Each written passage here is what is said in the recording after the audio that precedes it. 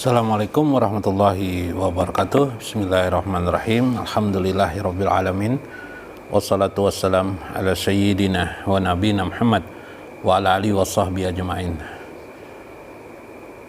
Al-hadirun fa inna insyaallah abhasu fi makna al-qalbu wa kaifa fiha liyazharahu fi batinil insan insyaallah wa abhasu fiha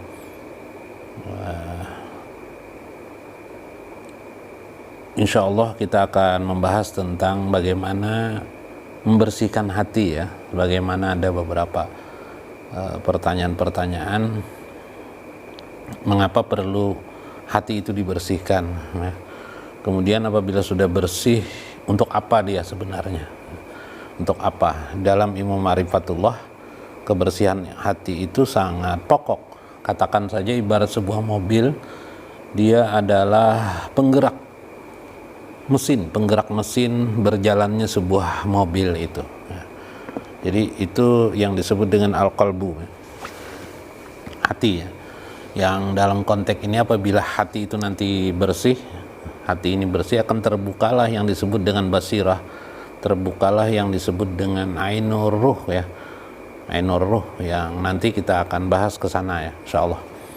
Syekh Abdul Qadir Jalani mengatakan qala mu'allif hajal kitab wa min qaulillahi ta'ala fi kitabil karim a'udzubillahi minasyaitonir rajim wa man kana fi hajihi a'ma fahuwa fil akhirati a'ma wa adallu sabila. Quran surah Al-Isra ayat 72. Dan barang siapa yang kana fi hajihi, dalam masalah ini adalah a'ma, dia buta. Barang siapa yang buta matanya, buta matanya, maksudnya buta hatinya ya. Dalam ayat ini sebenarnya a'ma ini adalah buta hati. Biasanya kiasan yang ada di dalam Al-Quran itu buta itu selalu takwilnya adalah hati, karena kalau melihat mata saja tidak berarti dia, karena ayat selanjutnya bahwa fil akhirati a'ma, nanti di akhirat dia menjadi buta pula. Nah, kalau di akhirat buta artinya dia tidak bisa melewati jalan titian sirat. Kalau tidak bisa menjalani titian sirat, ya bagaimana bisa dia? Pasti dia akan jatuh. Wa adalu sabila, itulah jalan yang paling menyesatkan, yaitu buta terhadap agama. Berarti kan bukan buta mata, buta terhadap agama mengakibatkan tidak tahu juga terhadap tuntunan agama itu apa, tuntunan syariah itu apa. Karena itu diperlukan di sini adalah kita mengerti tentang syariah zahir sampai kepada syariah batin. Nah, itu diperlukan. Ayat ini menunjuk kepada keadaan-keadaan zahir dan keadaan batin. Wal muradu minhu a'ma al-qalbu, karena itu yang dimaksud dengan a'ma di situ, buta mata itu maksudnya buta hati, kata beliau. Kama qala Allah Ta'ala, sebagaimana Allah lagi berfirman dalam Quran surah Al-Hajj ayat 46, fa innaha, maka sesungguhnya la ta'mal abasaru, bukanlah yang buta itu mata kalian yang lihat mata zahir ini, bukan. Walakinna ta'mal qulub, tetapi yang buta itu adalah hati-hati. Mata yang buta itu adalah buta mata hati, allati pisudur, yang berada di dalam dada manusia. Nah, ini penjelasan langsung dari Al-Quran, Quran surah Al-Had ayat 46. Nah, itu buta. Lalu pertanyaannya timbul, kata Syekh Abdul Qadir Jalani, kata Tuan Syekh, wahai Tuan Syekh, kalau begitu bagaimana sih sebenarnya hati kita ini? Kenapa jadi dia bisa buta? Kenapa dia bisa buta? Kalau mata zahir buta itu karena ya mungkin bermacam ragam penyakit. Sekarang kalau batin, kenapa jadi bisa buta? Kan tidak ada yang mengganggu secara zahir ya, itu kan. Nah, menurut Syekh Abdul Qadir Jalani juga karena ada penyakit, yaitu penyakit hati. Penyakit hati itulah yang menjadikan kita buta. Nah, penyakit hati itu ada dua sebenarnya. Pertama adalah penyakit hati di mana kita tidak suka mengikuti tuntunan agama Islam, syariah agama. itu juga menimbulkan penyakit. Di samping itu juga ada penyakit batin. Jadi ada penyakit johir, tidak mau sholat, malas mengerjakan sholat, bermacam-macam alasan lah. Mungkin alasan keagamaan juga dibuat-buat, dipakai-pakai. Kan sholat itu hak Allah, jadi kalau saya tidak mengerjakan itu kan karena hak Allah saja, nanti saya minta ampun, macam-macam lah alasannya. Mungkin alasannya ya sebenarnya kan kita ini disuruh mengenal Allah, bukan menyembah. Ada juga alasan, ada lagi alasan ngapain kita sholat kalau kita tidak ikhlas, begitu kan. Ini alasan-alasan yang berbahaya juga, alasan-alasan saitaniah ya, alasan-alasan saitaniah. Kemudian mungkin berkata juga, ngapain sholat kalau tidak ikhlas, ngapain sholat kalau tidak mengenal kepada Allah. Atau yang kayaknya berilmu ya, saya mengikuti pendapat Ali bin Abi Thalib. Apa pendapat Ali bin Abi Thalib? Lam a'bud, aku tidak menyembah, aku tidak menyembah kepada Tuhan yang tidak aku lihat. Yuk bayangkan, aku tidak menyembah kepada Tuhan yang tidak aku lihat. Karena aku belum melihat Tuhan, jadi aku tidak menyembah lagi. Nah, ini kan alasan-alasan yang menjadikan kita lalai dalam agama. Kata Tuan Syekh Abdul Qadir Jani, ya yang begitu-begitu itu alasan-alasan saja semua itu. Apapun juga yang namanya nanti ilmu ma'rifatullah itu mengedepankan ibadah kepada Allah Subhanahu wa taala. Itu menjadi pokok bagi kehidupan dia. Karena itulah hubungan dia dengan Tuhannya. Karena itulah di dalam ilmu ma'rifatullah zikir itu sedemikian rupa, johir dan batin, tujuannya adalah bagaimana intimnya seorang hamba dengan Tuhannya dalam hubungan ibadah. Nah, karena ibadah jahiriyah itu memiliki batasan-batasan, maka ibadah batin itu tidak memiliki batasan. Nah, karena tidak ada batasan itulah sehingga di situ ilmu ma'rifatullah dapat melakukannya perluasannya terhadap ilmu-ilmu yang ada yang bersifat batiniah, karena tidak terbatas. Melakukan garapannya ilmu ma'rifatullah pada batin insan. Nah, wasababnya adalah itulah yang menjadikan seseorang itu zulumatul hijabi, adanya kegelapan-kegelapan, tirai kegelapan daripada hijabnya kepada Allah Subhanahu wa taala. Yang pertama kata beliau sababul ghaflah. Yang pertama, kalau ditanyakan kenapa Tuan Syekh jadi kalau itu syariah itu sudah dilaksanakan yang johir sekarang, tapi masih juga gelap lagi hati, ada apa? Ada lagi dua hal kata beliau, ghaflah, yakni ghaflah itu adalah al-jahlu min hakikatil amril ilahi, yaitu ghaflah itu ialah lalainya seseorang atau jahilnya seseorang dalam memahami hakikat ilahiyah, hakikat ketuhanan. Ada juga yang rajin tapi keliru, ya, bisa juga keliru. Kenapa keliru? Ya tadi itu, karena hakikat ketuhanan ini ternyata tidak bisa dipelajari hanya dengan akliyah saja, tapi dengan basirah. Nah, sementara karena kita perlu basirah itu yang sifatnya di jiwa kita sebagai penggerak ilmu ma'rifatullah, maka basirah atau hati kita harus kita bersihkan. Nah, sementara yang menggelapi hati itu adalah kejahilan kita. Nah, satu kejahilan kita. Yang kedua, kenapa jadi sebab jahil itu terjadi? Istilah sifat az-zulumaniyah alaihi kal kibri wal hakat wal hasad wal bukli wal ujubi wal ghibati wan namimati wal kajabi wa nahu zalika minad jama'im. Itulah kata beliau, jahil itu sendiri dikarenakan kita masih memiliki penyakit-penyakit yang ada di dalam hati kita. Yang penyakit itu harus kita buang, membuang, berusaha kita membuangnya. Membuangnya bagaimana? Membuangnya apa? Sifat-sifat apa saja yang di dalam hati itu? Pertama, al-kibru. Kal-kibri ya, al-kibru. Kibru itu sombong, menolak kebenaran, merasa diri paling bagus. Itu sombong. Al-kibru. Maka menghancurkannya adalah dengan sering-sering mengingat kebesaran Allah Subhanahu wa taala, seperti menzikirkan kalimat la ilaha illallah, talqin diri la ilaha illallah sambil merenungkan tentang jalalullah, kebesaran Allah Subhanahu wa taala. Nah, itu bisa sadar. Seperti kalimat la haula wala quwata illa billah diucapkan hauqalah, ini diucapkan la haula wala quwata illa billah. Wal hakat itu dendam. Kenapa jadi dendam ya tadi itu? Filosofis pemahaman hidup di dunia masih kurang pemahaman sehingga hakat. Kemudian hasad, iri dengki, kemudian bakil, kikir, wal ujub, gibah, namimah. Gibah, kalau gibah itu menyebut seseorang di luar orang itu tahu. Andaikan benar kalau orang itu tidak suka juga gibah. Tajasus ya, ujub itu ya temannya ria. Ujub itu merasa kagum dengan diri sendiri, merasa melihat hebat.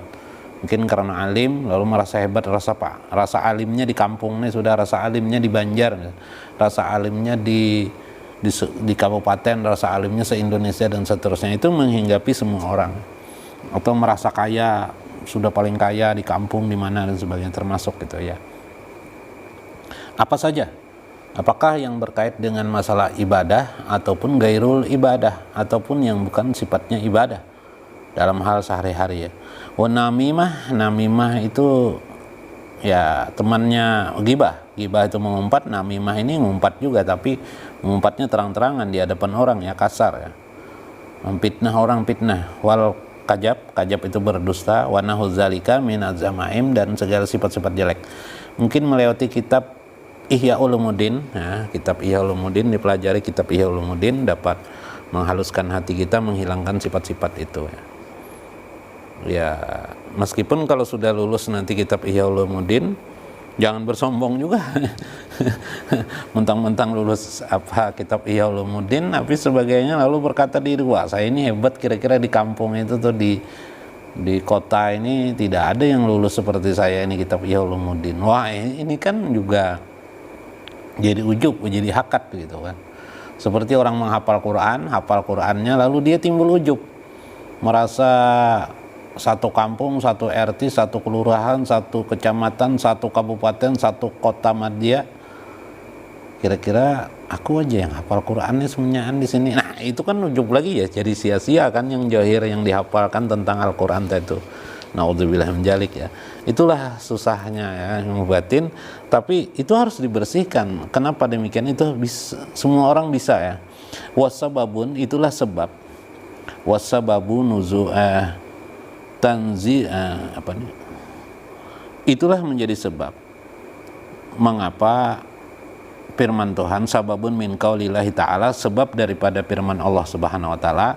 Allah berfirman ila asfalis safilin, yaitu kenapa manusia itu menjadi turun derajatnya, sumaradatnahu asfalas safilin, sehingga manusia diturunkan derajatnya pada derajat yang paling terbawah. Inilah diantara sifat-sifat demikian. Jadi ingat sekali sifat-sifat itu. Nah, timbul pertanyaan, bagaimana menghilangkan sifat-sifat itu?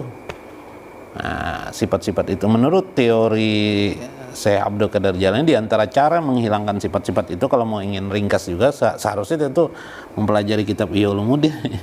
Kitab Ihya Ulumuddin ya, memberikan kesadaran kepada kita, karena kitab beliau itu panjang sekali ya. Itu akhlak ya, itu adab ya, bagaimana, dan adab itu membuahkan akhlak, dan adab itu membuahkan menghilangkan sifat-sifat tercela.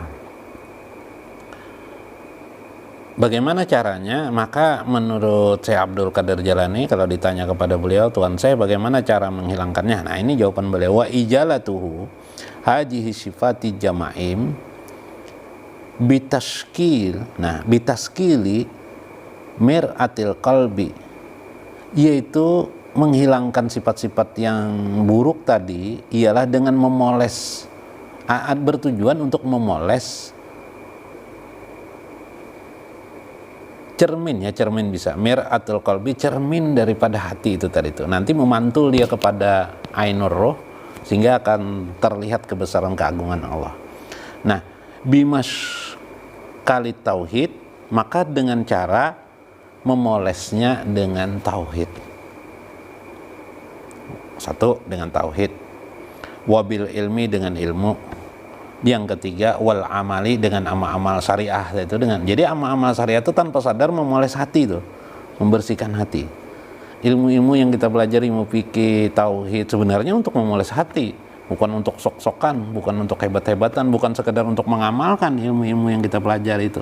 Tapi itu tuh memoles hati sebenarnya. Memoles hati ini maksudnya menggosok, membersihkan. Wal muhajadatul qawiyah, dan diusahakan wabil mujahidatil qawiyah, kalau diusahakan memperjuangkannya dengan seksama, dengan keras, dengan berusaha batinan wa zahiran, johir dan batin. Nah ini menurut beliau ya. Kalau susah juga bagaimana lagi? Ya banyak berzikir kepada Allah Subhanahu wa taala, enggak apa-apa. Jadi sambil belajar aja, sambil belajar ilmu ma'rifatullah, sambil banyak berzikir kepada Allah, jahiran wa batinan, sedikit demi sedikit, insya Allah nanti biarpun sedikit demi sedikit, syariat johirnya sedikit, batinnya sedikit, masuk nanti insya Allah usul juga kepada Allah, insya Allah ya. Yang penting suka kita belajar ya. Patah silu, maka hendaklah menghasilkan sesuatu yang disebut dengan hayatul qalbi, yaitu kehidupan hati atau hidup dengan hati, binuril asma'i was sifat. Itulah yang menjadikan cahaya terang benderangnya asma dan sifat Allah Subhanahu wa ta'ala. Nah, jadi sehingga kenapa jadi kita tidak terang-terang juga sifat dan nama Allah atau kebesaran Allah itu karena kita itu karena kebodohan kita. Meskipun sudah dijelaskan nanti lupa dia. Misalnya ketika dijelaskan tentang sebuah kehidupan nurus samawati wal ardh, tentang cahaya Allah di langit dan bumi, itulah nurur rahmanir rahim, nurur rahmanir rahim, cahaya tentang ar-rahman ar-rahim Allah Subhanahu wa taala. Saya sebagian sudah mengupas bagian tentang makna bismillahirrahmanirrahim, betapa Allah itu maha pengasih dan penyayang kepada kita. Bahkan kita hidup sekarang pun dikasih sayangi Allah. Nah, ini kan teori yang saya sampaikan ini. Bisa ndak kita memahami, meresapinya dalam jiwa kita sehingga timbullah pada diri kita sikap welas asih dan selalu melihat di hadapan kita adanya sifat welas asih Allah Subhanahu wa taala dalam hidup kita. Kemudian kita berusaha mengamalkannya. Ya jangan yang al-qahar, al-jabbar yang dipelajari. Nanti marah-marah aja sama orang ya. Disangka itu suatu yang bisa dipahami, itu lebih sulit dipahami ketimbang memahami ar-Rahman ar-Rahim ya.